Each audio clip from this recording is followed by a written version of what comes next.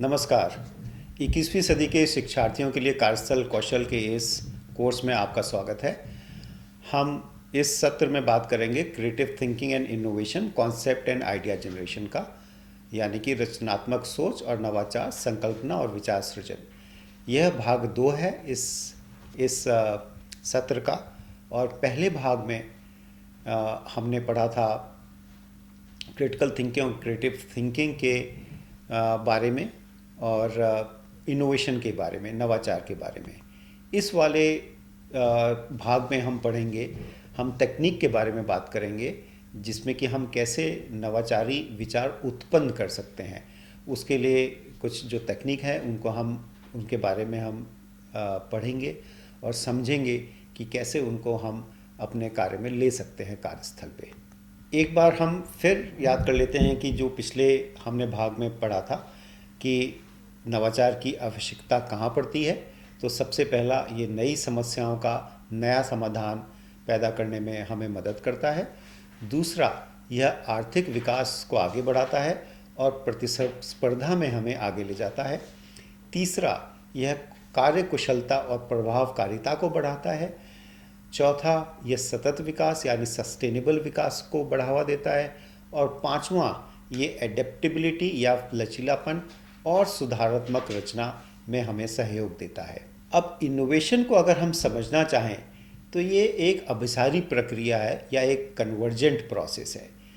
तो जब हम आइडिया जनरेशन करते हैं तो हम क्या करते हैं कि हम अंदर से बाहर की तरफ जाते हैं, यानी कि हम बहुत सारे आइडियाज़ को एक्सप्लोर करते हैं और बहुत सारे आइडियाज़ को हम पैदा करते हैं और उनको इकट्ठा करते हैं।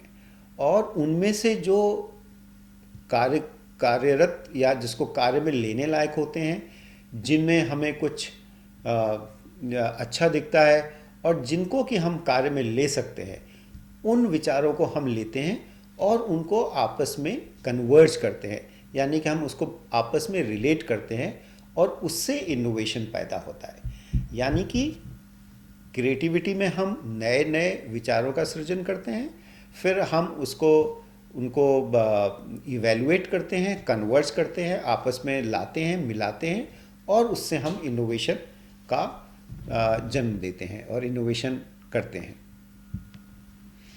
अब इनोवेशन में कुछ शब्द होते हैं या टर्म्स होती हैं जिनको कि समझना ज़रूरी है, क्योंकि यह टर्म्स अपने आप में कई सारी चीज़ें समेटे होती हैं। तो इनोवेशन कितने तरीके से हो सकते हैं या किस तरीके से होते हैं, ये शब्द बताते हैं।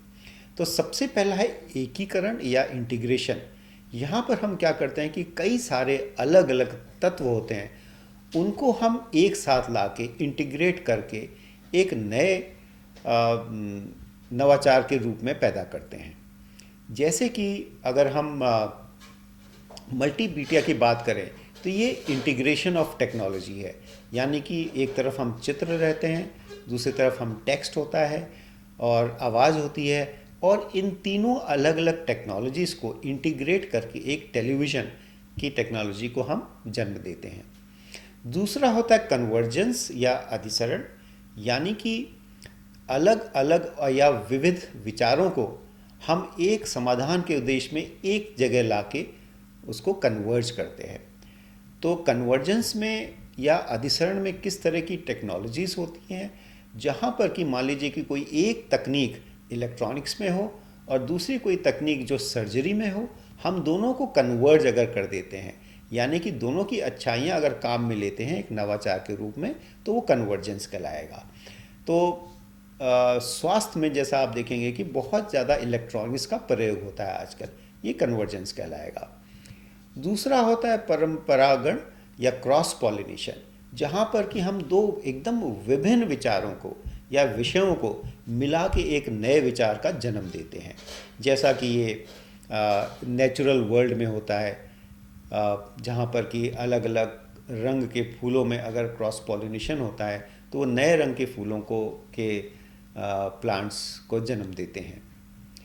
चौथा है हाइब्रिडाइजेशन या संकरण, जैसा कि आपने सुना होगा कि संकरित बीज होते हैं या पैदावार होती है जैसे गेहूं वगैरह में, जहाँ पर कि हम हाइब्रिडाइजेशन की वजह से या संकरण की वजह से उनको जो बुरी चीज़ें होती हैं उनको हम हटा देते हैं और दोनों की अच्छी चीज़ों को आपस में मिला के नया कुछ बना देते हैं। और यहाँ पर उदाहरण हो सकता है जैसे संकर कार, हाइब्रिड व्हीकल, यानी कि जिसमें पेट्रोल और बिजली दोनों का काम में ले सकें। तो ये दोनों की अच्छाइयों को एक साथ काम में ले सकते हैं। पांचवा होता है रिकम्बिनेशन या पुनर्संयोजन, जहाँ पर कि पुरानी चीज़ों को जो पहले से ही हमारे पास मौजूद थी उनको एक नए तरीके से संयोजित करके एक नवाचार उत्पन्न करते हैं।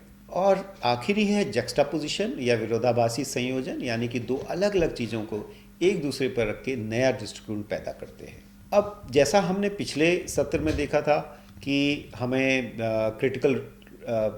क्रिटिकल इवैल्यूएशन के लिए हमें कुछ तकनीक इस्तेमाल कर सकते हैं जिससे कि हम जो रिज़ल्ट है वो ज़्यादा अच्छा ले सकें। तो यहाँ भी हम कुछ तकनीकें हैं विचार उत्पन्न करने की, उसके बारे में हम जानेंगे। पहला है ब्रेनस्टॉर्मिंग या विचार मंथन। तो इसमें पहला स्टेप होता है या पहला स्टेप होता है उसमें हम प्रॉब्लम को डिफाइन करते हैं, यानी कि जो समस्या हमारे पास आ रही है उसको हम सही रूप में बताते हैं या उसको लिमिट्स उसकी बताते हैं। सेकंड स्टेट पे हम क्रिएटिव थिंकिंग करते हैं, यानी या हम अकेले भी कर सकते हैं या कई लोग मिलके भी कर सकते हैं। इसमें हमें इस बात का ध्यान रखना पड़ता है कि जब हम क्रिएटिंग आइडियाज़ क्रिएट कर रहे होते हैं तब हमें कोई रोक नहीं लगाते हैं, यानी कि जिस तरह का भी आइडिया आता है हम आने देते हैं और उसको लिख लेते हैं। ऐसा करने से क्या होता है कि कई चीज़ें जो इवैल्यूएशन पार्ट है, यानी कि आइडियाज़ को इवैल्यूएट करने का उस समय न करके हम बाद के लिए छोड़ देते हैं। तीसरे स्टेप पे हम क्या करते हैं कि जितने भी हमारे पास विचार आए उनको हम फिल्टर करते हैं और रिफाइन करते हैं। फिल्टर करने का मतलब है कि जो विचार काम के नहीं हैं उनको हटा देते हैं, जितने विचार काम के हैं उनको ही हम रखते हैं। और हो सकता है कि उसमें से कुछ विचार काम के हों लेकिन इस रूप में ना हों कि वो हमें ज़्यादा समझ में आए, तो उसको और रिफ़ाइन कर देते हैं, उसमें से जो एक्स्ट्रा चीज़ें हैं वो निकाल देते हैं और उसको एक नए रूप में ले आते हैं। और चौथे स्टेप पे हम डिसीजन लेते हैं, जो नए आइडियाज़ आते हैं उसको इम्प्लीमेंट करते हैं और उसे फिर इवैल्यूएट करते हैं। जैसे ब्रेनस्टॉर्मिंग है उसी तरह से हम रिवर्स ब्रेनस्टॉर्मिंग भी करते हैं, जिसको हम परिवर्ती मंथन कहते हैं। मान लीजिए कि हम ब्रेनस्टॉर्मिंग में ऐसा कर रहे हैं कि कैसे क्लासरूम लर्निंग और टीचिंग को और अच्छा बनाया जा सके, या इस तरह से हम प्रॉब्लम डिफाइन करते हैं कि कक्षा में छात्र ज्ञान को ज़्यादा प्राप्त कर सकें, और उसके बारे में हम फिर क्रिएटिव आइडियाज़ लाते हैं। रिवर्स ब्रेनस्टॉर्मिंग में हम क्या करते हैं कि उसी प्रॉब्लम को हम उल्टा कर देते हैं। तो उस प्रॉब्लम जो पहले हमने ब्रेनस्टॉर्मिंग में करी थी वहाँ पर रिवर्स ब्रेनस्टॉर्मिंग में इसका रूप हो जाएगा कि कैसे हम किसी भी कक्षा में विद्यार्थियों का सीखना ख़त्म कर सकते हैं। और इसके लिए जो आइडियाज़ आते हैं फिर वही उसी प्रोसेस की तरह हम जितने भी आइडियाज़ आते हैं उनको आने देते हैं और यहाँ पर हम उस पर कोई विचार नहीं करते, इवैल्यूएशन नहीं करते हैं। और फिर तीसरे स्टेप पे हम उनको रिवर्स कर देते हैं, उल्टा कर देते हैं।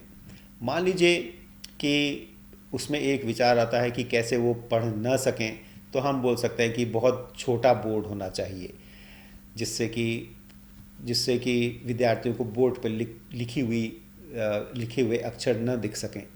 तो हम उसको रिवर्स कर देंगे, यानी कि हम बोलेंगे कि जो बोर्ड है वो बहुत बड़ा होना चाहिए जिससे कि उस पर लिखे हुए अक्षर विद्यार्थियों को साफ साफ दिख सकें। फिर हम उसी प्रोसेस से इनको हम फिल्टर करते हैं, रिफ़ाइन करते हैं और उसके ऊपर हम एक अपना डिसीजन लेते हैं और जिसको कि हम इम्प्लीमेंट कर सकते हैं। इम्प्लीमेंटेशन के बाद हम उसको इवैल्यूएट करते हैं कि कैसे जो हमने डिसीजंस लिए थे वही सही तरीके से चल रहे हैं कि नहीं चल रहे हैं। आइडिया जनरेशन की तकनीक में अब हम देखेंगे प्रेरणा आधारित तकनीक। इसमें पहली तकनीक है जिसको हम संयोगिक शब्द या चित्र बोलते हैं। इसमें हम भिन्न भिन्न प्रकार के शब्द देखते हैं या चित्र देखते हैं और उससे हमें प्रेरणा मिलती है नए विचारों के। तो मान लीजिए कि जैसे हम एक चित्र देखते हैं जिसमें कि एक बहुत ही व्यस्त बाजार की सड़क का चित्र है, तो उससे हमें ये विचार मिलता है कि कैसे इस जो ट्रैफिक का फ्लो है इसमें क्या क्या बाधा आ रही है उसी तरह से हमारे कार्यस्थल पे जो वर्क फ्लो है उसमें क्या क्या बाधाएं हैं और उन्हें हम कैसे हटा के यहाँ पर वर्क फ्लो को और सुगम बना सकते हैं, जिस तरह से हम एक बिज़ी बाज़ार की सड़क पर ट्रैफिक को सुगम बना सकते हैं। दूसरी तकनीक होती है जहाँ पर हम उपमा या समान परिस्थिति दूसरी जगह से लेते हैं। जैसे कि मान लीजिए हम बोलते हैं कि हमारे कार्यस्थल पे जो हमारा टीम है वो कैसे कार जैसी है। तो हम इस तरह से प्रेरणा हमको मिलती है कि अच्छा, इसमें जो हमारी टीम में कुछ लोग हैं वो पहिए की तरह हैं, कुछ लोग इंजन की तरह हैं।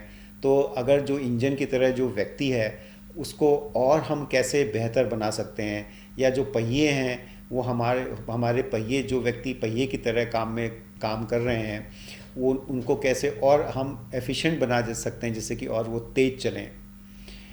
तो इस तरह से नए विचार हम उत्पन्न कर सकते हैं। तीसरा, जहाँ पर अप्राकृतिक या बेमेल संबंध बनाते हैं वहाँ भी हमें नए आइडियाज़ आ सकते हैं या नए हमें प्रेरणा मिल सकती है नए आइडियाज़ की। मान लीजिए कि हम दो चीज़ों को, बेमेल चीज़ों को हम मेल करते हैं कि मान लीजिए एक कैक्टस है और एक स्मार्टफोन है। तो हम इस तरह से सोच सकते हैं कि कैसे जो कैक्टस है वो कई दिनों का पानी अपने आप में समाये रखता है, उसी तरह से क्या स्मार्टफोन में भी जो उसकी बैटरी हो सकती है वो कई दिन तक चले, ऐसा कुछ हम नया विचार उत्पन्न कर सकते हैं कि नहीं कर सकते हैं। और चौथा होता है जिसमें कि हम व्हाट इफ़ सिचुएशन, अगर क्या होगा अगर ऐसा होता है, तो सिर्फ प्रेरणा हमको मिलती है। तो मान लीजिए कि हम एक व्हाट इफ़ सिचुएशन देते हैं कि मान लीजिए स्कूल में एक भी शिक्षक नहीं हो तो क्या होगा। तो जब हम इस तरह के प्रश्न पूछते हैं तब हमें प्रेरणा मिलती है नए विचारों की। तो मान लीजिए कि हमने ये सिचुएशन बताया कि स्कूल में एक भी शिक्षक नहीं है, तब हमारे दिमाग में ये प्रेरणा आएगी कि कैसे बिना शिक्षक के भी हम विद्यार्थियों को शिक्षा दे सकें। यानी कि हो सकता है कि विद्यार्थी आपस में ही एक दूसरे को शिक्षित कर सकें, या हम ऐसी कोई रिमोट टेक्निक इस्तेमाल कर लें जहाँ पर शिक्षक का ना होते हुए भी विद्यार्थियों को उनकी नॉलेज या उनकी शिक्षा मिल सके। धन्यवाद।